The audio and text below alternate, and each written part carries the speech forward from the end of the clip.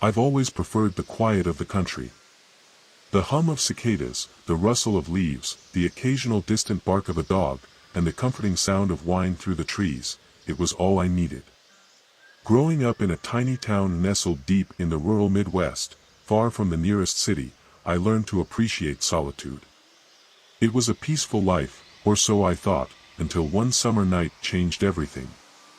The house I grew up in was old, creaky floors, drafty rooms, and a sprawling, overgrown yard. My parents weren't around much. They were hard workers, often tending to the farm or working late into the night on whatever repairs the place needed. I was used to being alone, and I didn't mind it. I had my routine, farming chores, reading, and in the evenings, I would walk along the winding dirt road that led to the edge of our property. I'd go to the old wooden fence, sit, and look out at the cornfields. I didn't know it at the time, but those walks would become the first steps towards something far darker than I could have ever imagined. One night, I went out later than usual. It was around 10:30, the sun long gone, and the only light was from the pale moon overhead. The air was cool, and I wrapped a jacket around me, pulling my collar up as the breeze picked up.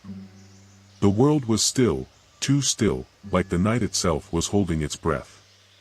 I felt a strange unease that I couldn't shake, but I pushed it down, as I often did with my worries. It was just the isolation, I told myself. Maybe I was starting to miss the bustle of town life, even though I always preferred the silence. As I walked, I noticed something odd at the far end of the field, near the tree line. A figure, a silhouette against the moonlight. At first, I thought it was just a trick of the shadows, something my mind was making up in the dark. But as I looked closer, my heart started to race. The figure was too still to be a person. I stopped in my tracks, my breath catching in my throat. The figure was hunched low, crouched in a way that wasn't natural, like it was trying to blend into the grass and trees. I told myself it was nothing. Maybe a deer, maybe a stray animal, though I had never seen anything move like that. But the longer I stared, the more I felt like something was wrong. I couldn't take my eyes off it. And then it moved. At first, it was a slow, deliberate crawl, as if it were trying to stay hidden. But then, it stood up, tall, unnaturally tall, far taller than any person I had ever seen. And it was all wrong, its limbs stretching at odd angles, like they didn't belong to the body they were attached to. I froze, my legs refusing to move. My mind screamed at me to run, but my body wouldn't obey. I should have turned around, should have sprinted back to the safety of the house, but all I could do was stare as the figure, whatever it was, turned its head slowly toward me. There was no face. Not in the way I would have expected. It was as if the moonlight reflected off a smooth, featureless surface, like a polished mask of pale, sickly white. No eyes, no mouth, just a smooth, blank expanse where a human face should have been. A low, guttural sound began to emanate from it, vibrating through the air. I don't know what it was, it wasn't a voice, but it felt like it was trying to communicate, trying to reach inside my mind. A chill crawled up my spine, and for the first time in my life, I was paralyzed by fear. I wanted to scream, but my throat was dry, my voice caught in my chest. My legs were still frozen, refusing to move. The figure took a step toward me, then another, each step slow and methodical. It was getting closer. I could see the way its limbs bent, twisted unnaturally as it moved. Its arms hung too low, like they didn't belong to a normal body, and its legs were too long, too thin, as if the figure was stretched to the point of breaking. Finally, my body regained control, and I turned to run. My feet pounded the dirt road as I sprinted back toward the house, my breath coming in ragged gasps. I didn't dare look back. I could feel the weight of that presence behind me, but I couldn't bring myself to turn and see if it was still there. All I could think about was getting inside, locking the door, and pretending it had never happened. I made it back to the house, slamming the door behind me, my heart racing in my chest. I checked every lock, every window, and closed the blinds. I sat on the couch, too afraid to move, too terrified to sleep. The next day, I tried to tell myself it was just my imagination. I was tired, stressed from the farm work, and maybe I had seen a trick of the light. But deep down, I knew what I saw. I knew something was out there, waiting. For the next few nights, I stayed inside after dark. I couldn't shake the feeling that whatever it was, whatever I saw, was still out there, lurking in the shadows. But as the days passed, I pushed it to the back of my mind, telling myself I had to move on, that I couldn't let fear control me. I tried to return to my normal routine, walking the fields again during the day, even working late into the night. But I never went back to the tree line. Then, one evening, about a week later, I decided to check the fence line again. It was a stupid idea, but I felt like I had to know, like there was something unfinished, something I had to confront. As I walked past the rows of corn, I noticed something strange, a trail of broken stalks. It wasn't the usual wind-battered, scattered mess you get from storms. No, these stalks were snapped, bent, as if someone, had walked through them. The path led straight toward the trees where I'd seen the figure that night. A sick feeling rose in my stomach as I followed the trail, step by step, my heart pounding in my chest. I tried to tell myself it was nothing, but I couldn't ignore the gnawing sense of dread building up inside me. As I reached the end of the path, I noticed something that made my blood run cold. There, in the dirt, were faint footprints. Too large to be human. The shapes were elongated, distorted, like they had been made by something unnatural. I didn't wait to investigate further. I ran back to the house, locking the door behind me. That night, I didn't sleep at all. I spent hours staring at the dark windows, waiting for something to happen. But nothing did. The next morning, I called my cousin in town. She worked at a local library and knew everything about the area's history. I told her everything, every detail of what I'd seen and felt. There was a long pause before she spoke. "You're not the first to see something like this," she said quietly. "There have been stories. Old stories. About something that roams the land, something that comes out at night. No one really knows what it is, but there are tales of things, creatures that were never meant to be here. I think you've stumbled upon something wrong." The way she said it sent a shiver down my spine. I didn't know what to believe, but I couldn't shake the feeling that whatever I'd seen that night was still out there. And it was watching. That was the last time I went near the fence line, and the last time I walked that road alone at night. The land around me, the fields, the trees, they all felt different now. I could no longer look at them without remembering what I had seen. Something had changed. And though I never saw it again, I knew it was still there, somewhere, waiting in the darkness of the land I once called home. To this day, I avoid those roads after sunset. The fear is still with me, lingering, because some places, some things, are better left untouched. If you ever find yourself driving through the rural Midwest, deep in the heart of the countryside, and you see a stretch of dirt road winding through the fields, watch the shadows closely. You never know what might be hiding there. Because not all stories from the country are as peaceful as they seem. Some things, some creatures, live there, and they don't like to be forgotten. The days passed, and I tried to convince myself that it had all been a figment of my imagination. I'd convinced myself that the isolation of the countryside had gotten to me, that the long hours of work on the farm had somehow made me hallucinate, or perhaps it was just the stress. After all, I had heard strange stories growing up, ghost stories, urban legends, things that people whispered about when they thought no one was listening. But none of it ever felt real until that night. I kept myself busy after that, sticking to the house, the farm, and the few quiet activities I did in the evening. The weather was growing warmer, the sun setting later, but still, I refused to go back outside after dark. I convinced myself that the stories my cousin had mentioned were just that, stories. Folklore, things meant to be told around campfires to spook kids and tourists. It had to be, right? But even the daylight had begun to feel different. Every time I stepped outside, I couldn't shake the feeling that something was watching me.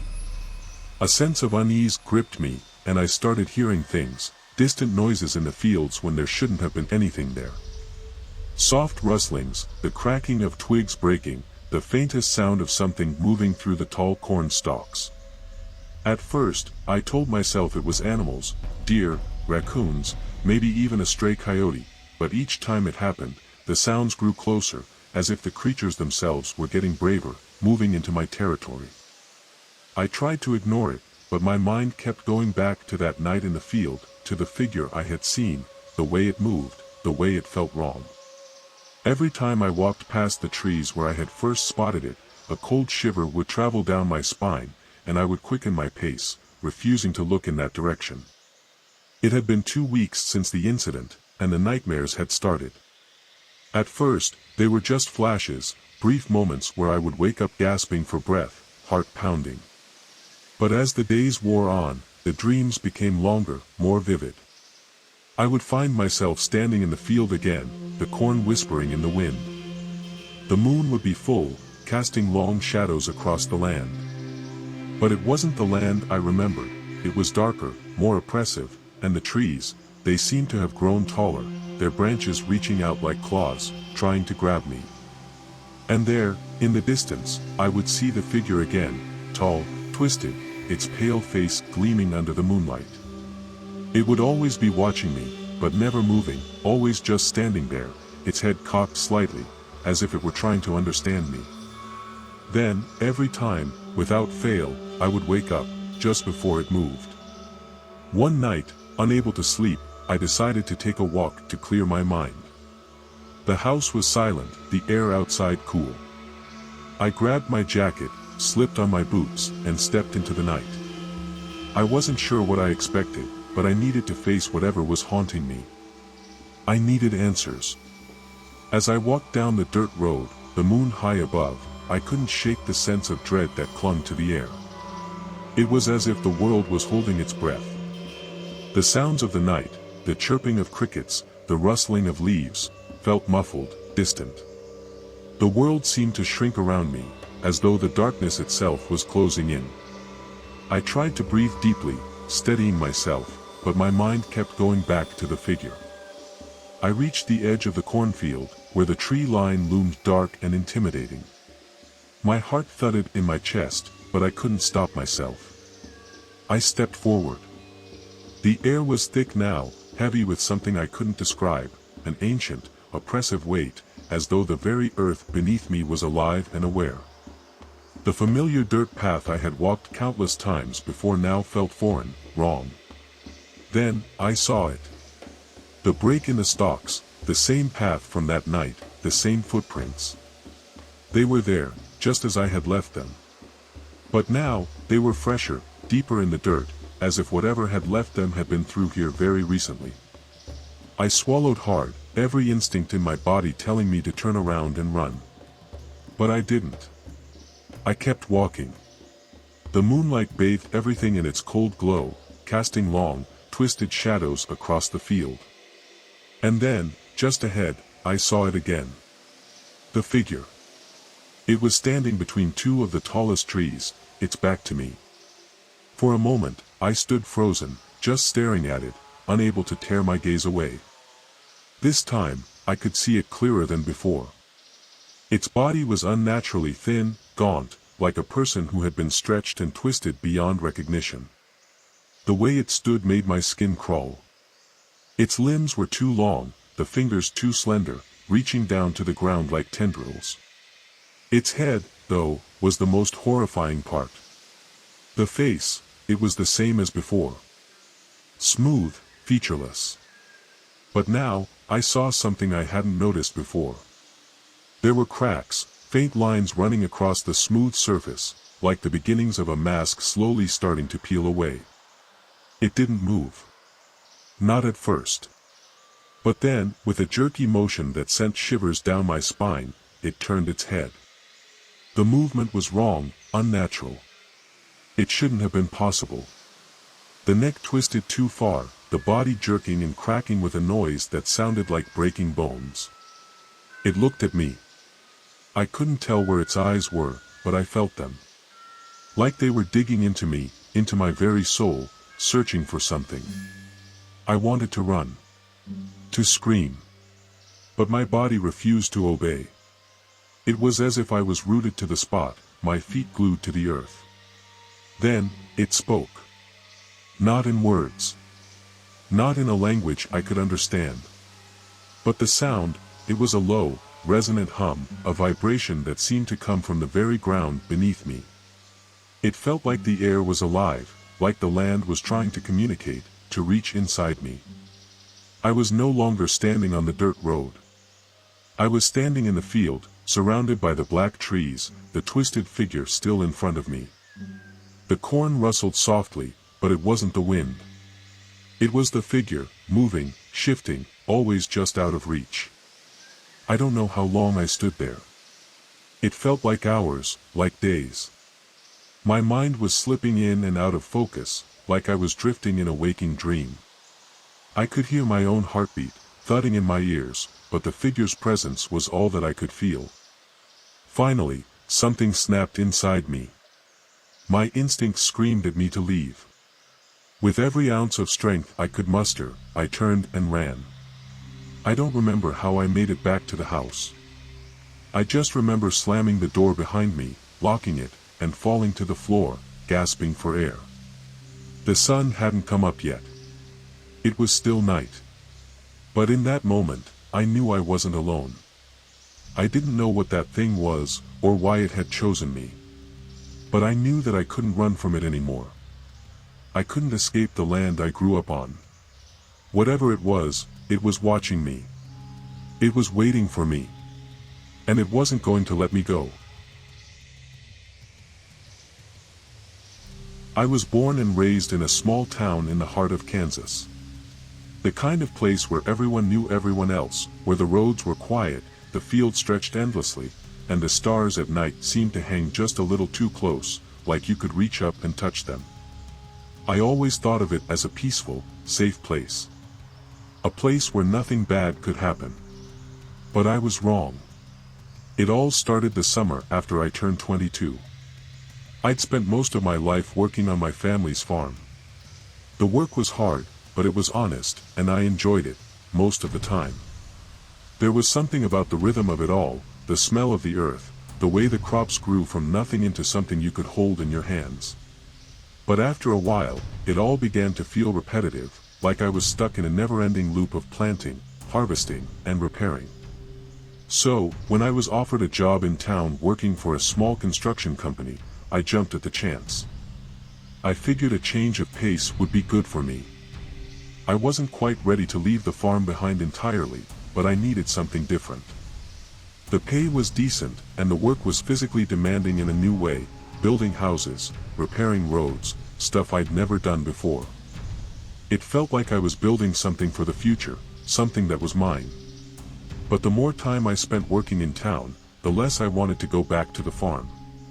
The field seemed quieter now, almost too quiet. And sometimes, when I would walk back home after work, I'd hear things in the distance, strange noises that couldn't be explained. The kind of noises that didn't belong. It was late August when it all began. The weather had started to cool, and the harvest season was on the horizon. I'd been working late one evening, helping to finish a job on a new house, when I saw something strange. I was walking down a stretch of dirt road on my way home when I noticed a figure standing in the distance, just outside the edge of the woods that bordered our farm. I didn't think much of it at first, maybe a neighbor, maybe someone passing through, but something about it felt off. The figure was tall, too tall, its shape hard to make out in the fading light of dusk. It stood completely still, staring straight ahead, and that stillness unsettled me. No movement. No shift of the wind. Just quiet. I stopped walking, unsure whether to approach or turn back. But then it moved. Slowly, deliberately, its limbs jerking unnaturally, like a puppet on strings. It didn't walk like a person, it crawled. On all fours, its limbs dragging through the grass in awkward, jerking motions. The way it moved sent a chill down my spine. I could feel my heart rate spike as it slowly started making its way toward me. I don't know what possessed me, but I turned and ran. I didn't stop running until I reached the farm. I locked the door, double-checked the windows, and huddled in my room, feeling foolish for getting so spooked. I told myself it was just the exhaustion from a long day of work. But as the night wore on, I couldn't shake the feeling that something was wrong. The wind had picked up, and I could hear it rattling the windows, the sound mingling with the distant rustling of the cornfields. I thought I heard something, too, voices, faint whispers on the wind. I told myself I was imagining things. I'd heard the wind make strange noises before. But it didn't stop. The whispers continued, growing louder, more distinct, as if someone, or something, was speaking just beyond the walls. The voice was soft, barely audible, but it was unmistakable. It was calling to me, beckoning me outside. For hours, I lay there, trying to ignore it, hoping it would go away. But it didn't. Eventually, the whispers grew into murmurs, like a crowd of people murmuring from far away. I tried to block them out, tried to sleep, but every time I closed my eyes, I heard them again. Each time, they grew clearer, more urgent. That's when I knew I couldn't stay in the house any longer. I didn't want to, but I had to find out what was causing the noise. The curiosity gnawed at me like a hungry animal. I grabbed a flashlight, slipped on my boots, and headed outside. The air was thick, the night heavy with the scent of earth and decaying leaves. I could hear the whispers now more clearly than ever, coming from the direction of the cornfields. I walked toward the edge of the fields, my footsteps muffled by the soft earth beneath me. The moon hung low in the sky, casting long, eerie shadows across the land. As I approached the fields, the whispers grew louder, almost deafening, like 1,000 voices all speaking at once. It was coming from the rows of corn, deep inside. And then I saw it. A figure, hunched over, standing in the middle of the field, facing me. It wasn't moving, but I could feel the presence of something, alive. I couldn't make out its shape fully in the dim light, but the whispers were unmistakable now, they were coming from it. The figure was whispering. But the whispers weren't just words. They were pleas. The air seemed to vibrate with the desperate, hushed cries, each one growing more frantic. "Help me," they said. "Help us." I stood frozen, unable to speak or move. The figure slowly began to sway, side to side, its arms stretching out in front of it, like it was trying to reach for me. The whispers became louder, closer. "Please, help." I turned and ran. I don't remember how I got back to the house, but I slammed the door behind me and bolted every lock, feeling my breath catch in my throat. My pulse raced as I leaned against the door, trying to steady myself. But then, I heard it. The sound of soft footsteps on the porch. I crept to the window and peeked through the blinds. There, standing just outside the house, was the same figure. It didn't move, it just stood there, staring at the door. I was paralyzed with fear, unable to move. The whispers had stopped, but I could feel its presence pressing in on me. It stayed there for what felt like hours, unmoving. But eventually, just as silently as it had arrived, it turned and disappeared into the field, leaving only the quiet behind. I never spoke to anyone about that night. I never told anyone what happened, because I knew they wouldn't believe me. How could they? It sounded insane, even to me. After that, things changed. The whispering didn't stop. It would come and go, as if the land itself was trying to reach out, trying to call me back to it. Sometimes, in the quiet hours of the night, I'd hear the voices again, faint and distant, coming from the direction of the fields. I still hear them sometimes, even now, when the wind picks up. And I know, deep down, that they're still there, waiting. The fields, the land, they have their secrets, and I've learned the hard way that some things are better left untouched. Some whispers are better left unheard. And whatever was in those fields that night, whatever it was, is still there, and I can never forget the feeling of it watching me. Because some things don't leave, no matter how far you run. Living in the rural Midwest means a lot of peace and quiet, until it doesn't. My house is on a sprawling patch of land, surrounded by fields that stretch endlessly into the horizon. The nearest neighbor is a good mile down the road, and at night, the only sounds you hear are the crickets and the occasional rustle of wind through the trees. It's a life I've always loved. Until last week. That's when I first noticed him.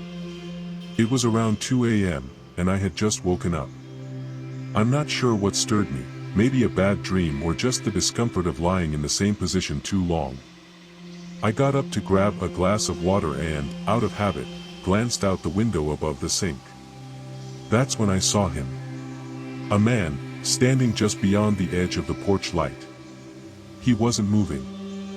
Just standing there, facing the house. I froze, the glass of water halfway to my lips. My heart started pounding, but I couldn't look away. He was tall, his silhouette illuminated faintly by the moonlight. He wore a hat, one of those wide-brimmed ones farmers sometimes use, and a long coat that looked too heavy for the warm summer night. For a few moments, I just stared, trying to convince myself that I was imagining things. But then he shifted slightly, his head tilting as if he knew I was watching him. I turned off the light, my hand trembling. When I looked back, he was gone. The next morning, I told myself it had been a trick of the light or maybe my groggy mind playing games.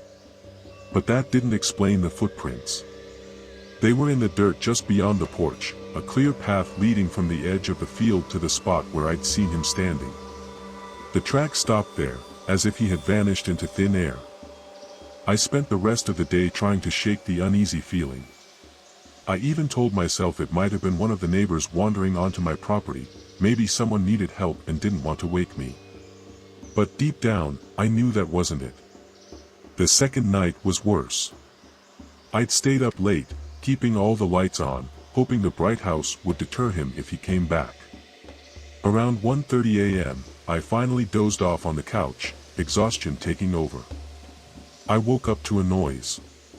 It was faint at first, like the creak of old wood settling. But then it came again, closer this time, and unmistakable. Footsteps. My stomach dropped as I realized they were coming from the porch. I grabbed my phone and turned off the TV, plunging the room into silence.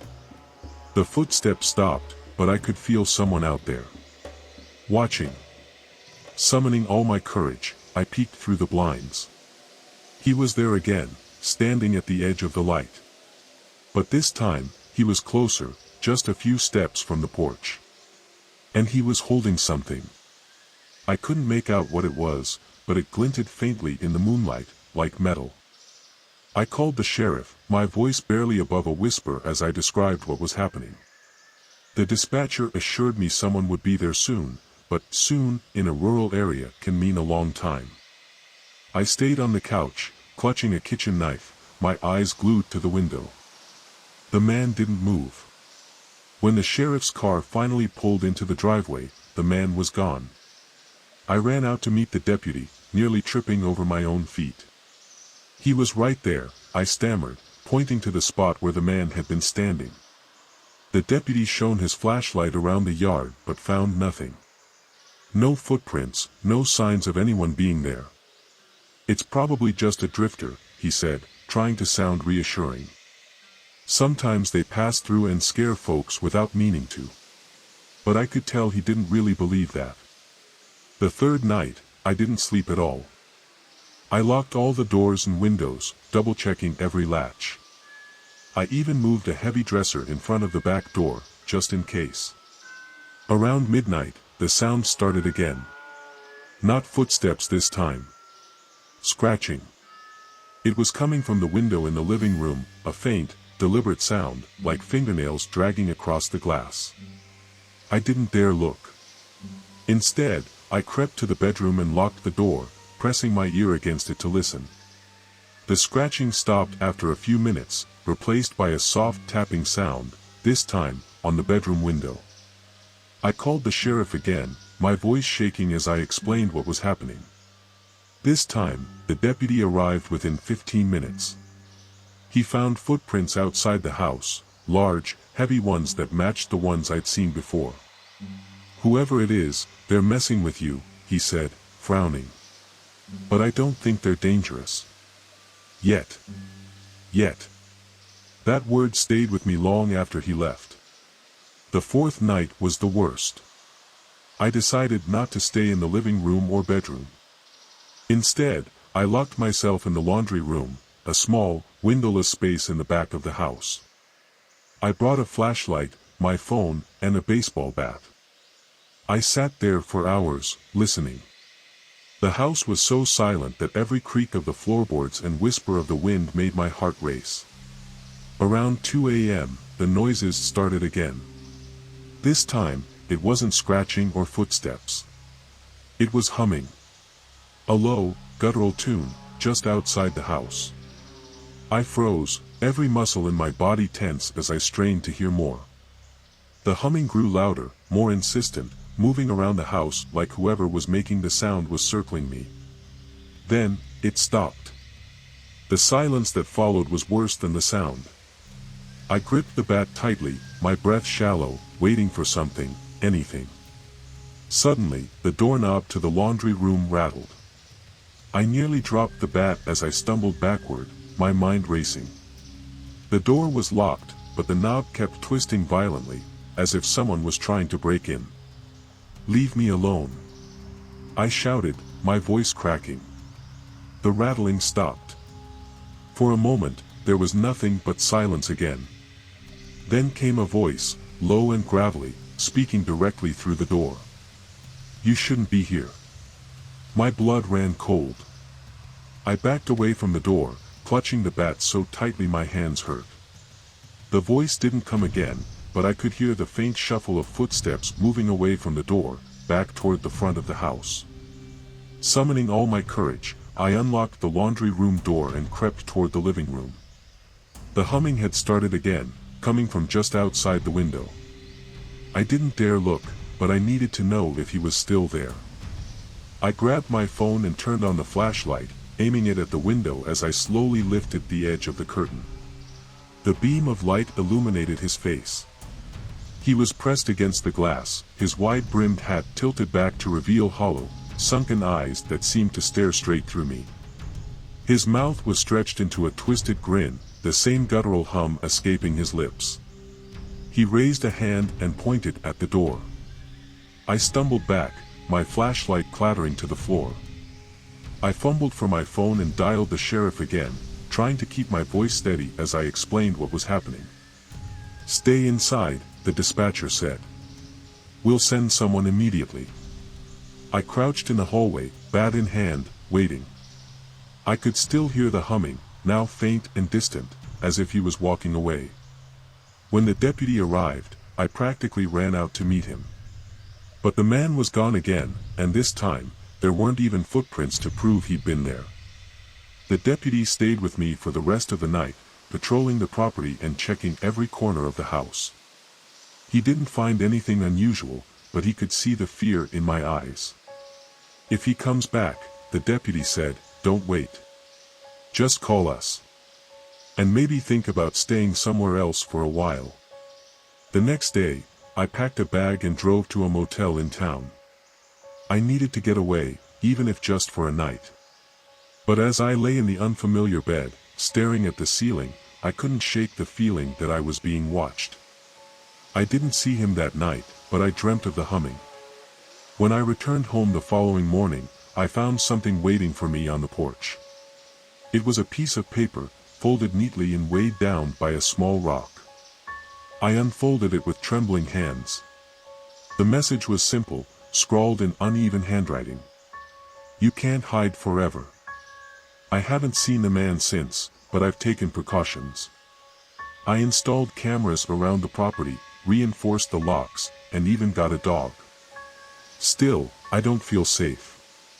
Some nights, I wake up to the faint sound of humming, carried on the wind from somewhere deep in the fields.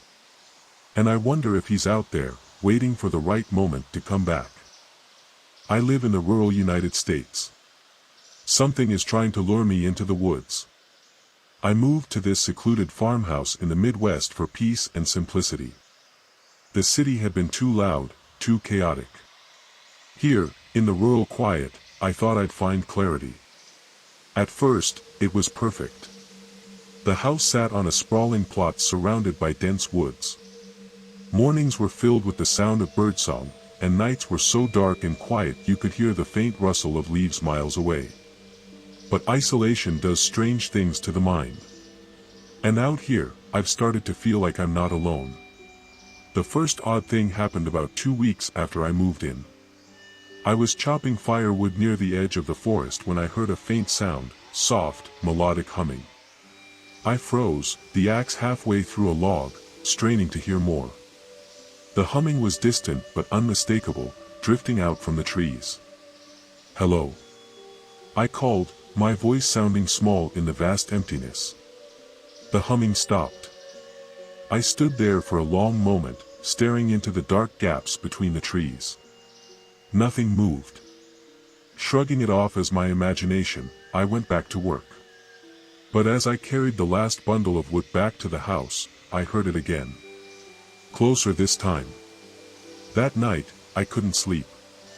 Every creak of the house, every whisper of wind, set my nerves on edge. I lay in bed staring at the ceiling, the memory of that humming looping in my mind. Around 3 a.m., I finally got up to get a drink of water. As I passed the living room window, something caught my eye, a faint light flickering in the woods. It wasn't the cold, white light of a flashlight or a phone.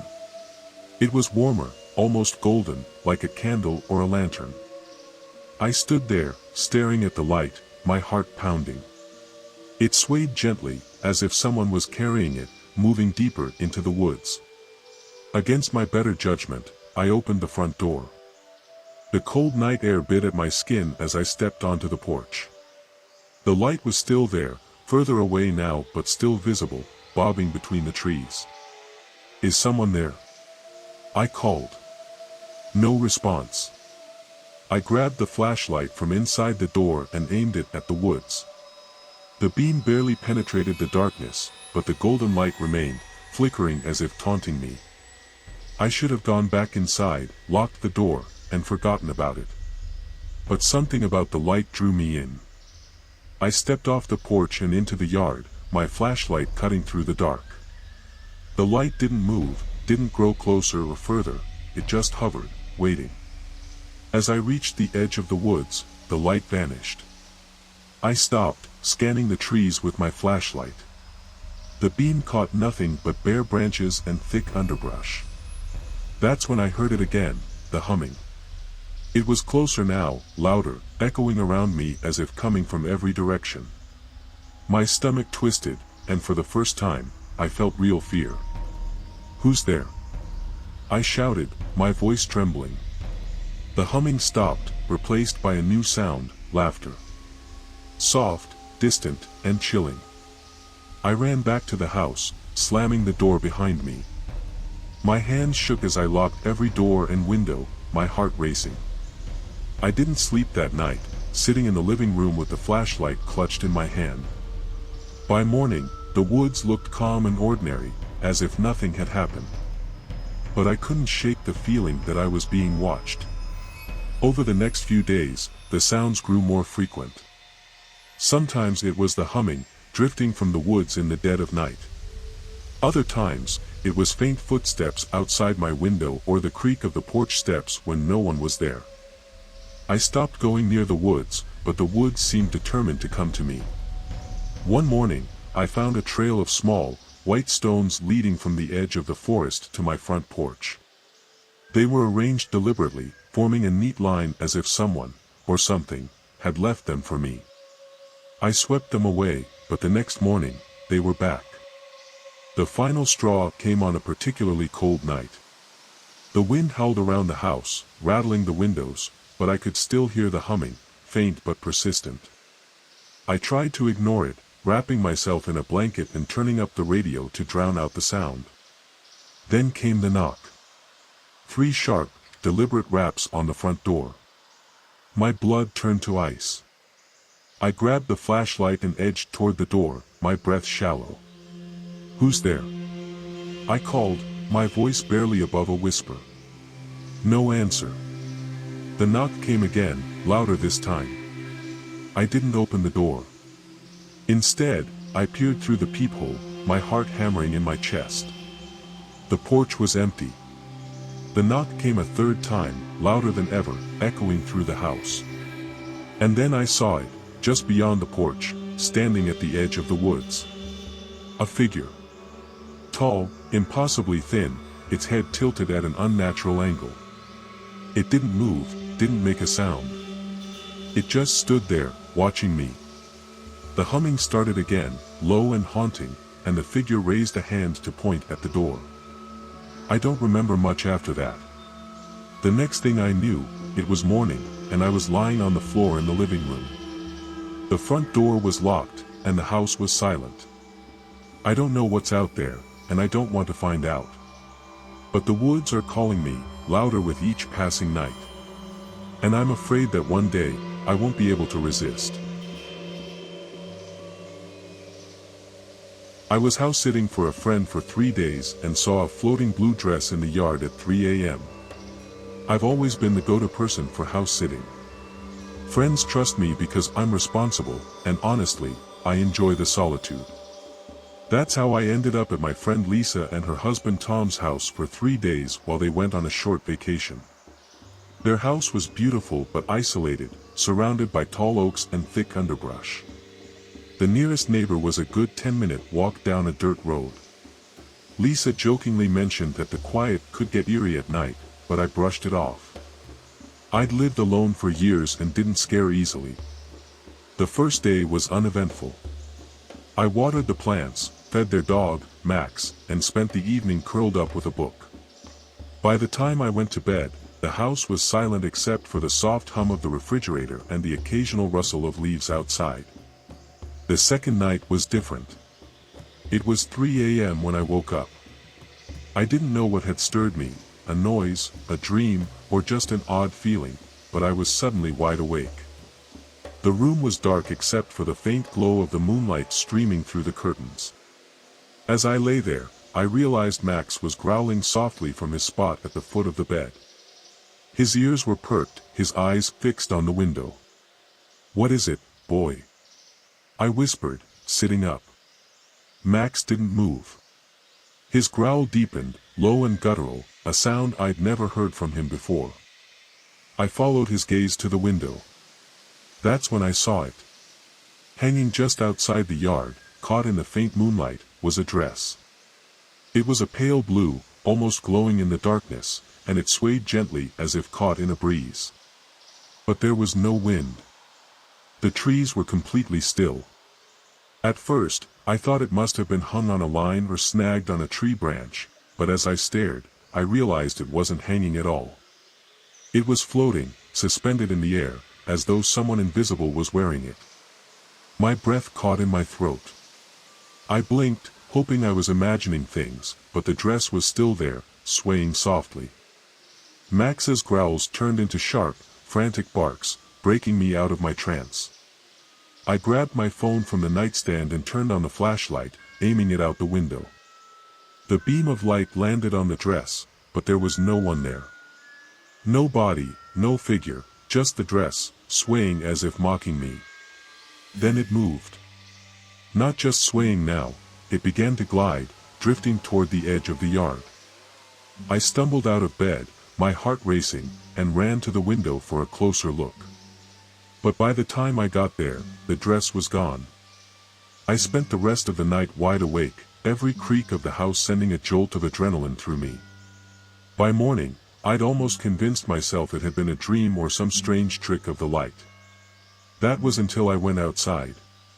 On the grass, just below the window, was a single, pale blue thread. It looked old, frayed at the edges, as though it had been torn from something that hadn't been touched in years. The third night, I was ready. I left the lights on, kept Max close by, and stayed in the living room where I could see every corner of the yard. Midnight passed without incident, and by 2 a.m., I was starting to feel foolish. But then, at 3 a.m. on the dot, Max started growling again. This time, I saw it immediately. The dress was back, floating in the same spot as before. But now, it wasn't alone. Standing just behind it, barely visible in the shadows, was a figure. The figure was tall and thin, shrouded in darkness, but its outline was unmistakable. It stood perfectly still, watching the house, or maybe watching me. The dress began to move again, swaying and gliding, but the figure remained motionless. I couldn't move. My hands gripped the armrest of the couch so tightly I thought it might break. Max was barking wildly, but the figure didn't react. Then, slowly, it raised an arm and pointed at the house. At me. I don't remember grabbing my phone, but I must have, because the next thing I knew, I was on the line with the police. I stammered out my address, trying to explain what I was seeing without sounding insane. The operator assured me a patrol car was on its way, but as I hung up, I realized the figure and the dress were gone. The yard was empty. When the police arrived, they found nothing. No footprints, no signs of anyone, or anything, having been there. They suggested it might have been a prank, but I could tell they didn't believe me. Neither did Lisa and Tom when they came home the next day. I don't house sit anymore. Sometimes, though, I wake up at 3 a.m., and for a moment, I feel that same chill, that same sense of being watched. And every now and then, I find pale blue threads in my yard.